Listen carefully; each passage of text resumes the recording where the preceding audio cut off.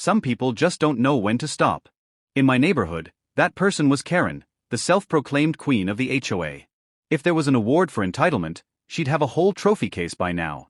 Her latest stunt, however, was her boldest yet.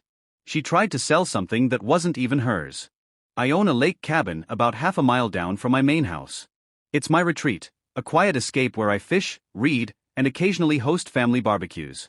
The cabin has been in my family for decades, and it means a lot to me.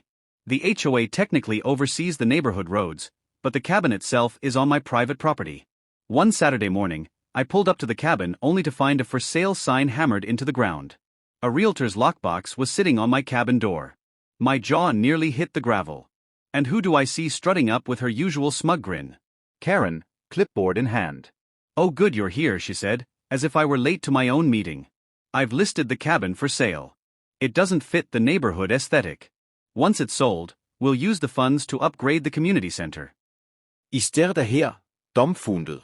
You. What? You don't own this cabin. You can't sell it. Karen rolled her eyes. Everything in this neighborhood falls under HOA jurisdiction. This place is an eyesore. It lowers property values.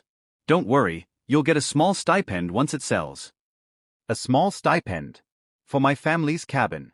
The audacity was unreal. I pulled out my deed from my truck's glove compartment, because after years of her nonsense, I kept important documents close. "This proves the cabin is mine and has nothing to do with the HOA. Take your sign off my land before I call the sheriff." Karen crossed her arms. "Do it. The sheriff can't stop HOA policy." That was the moment I knew I wasn't dealing with just arrogance, I was dealing with delusion. So instead of blowing up, I smiled. "All right, Karen. If you want to play this game, I'll play." The very next week, an opportunity fell into my lap. A neighbor tipped me off that Karen's own house was secretly on the market. Turns out she'd been behind on payments, and her husband wanted out of the neighborhood drama. I moved fast, made a cash offer through an LLC, and within a month, I owned Karen's house. The look on her face when she got the notice to vacate? Priceless. She stormed up to me screaming, "You can't buy my house." I calmly handed her the paperwork. "I can." I did.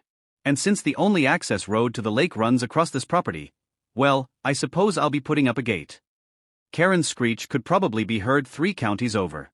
"You can't block me from the lake. I'm HOA president. I have rights." "Wrong," I said. "You had rights. But since you don't live here anymore, you're no longer part of the HOA. Which means you have no authority, no lake access, and no house. Congratulations." Her eviction was the talk of the neighborhood. People who'd lived under her reign of terror for years threw a little block party the day the moving truck pulled away. The HOA board voted in a new president, someone reasonable, someone kind. As for Karen? She moved 3 towns over, bitter and humiliated. She lost her house, her title, and any shred of power she thought she had. Now, when I sit on the porch of my cabin and watch the sun set over the water, I smile knowing that the only person who ever tried to take it from me ended up losing everything instead. She thought she could erase my legacy for a quick cash grab. Instead, I erased her from the neighborhood entirely. And I'll admit, blocking her access to the lake was the sweetest victory of all.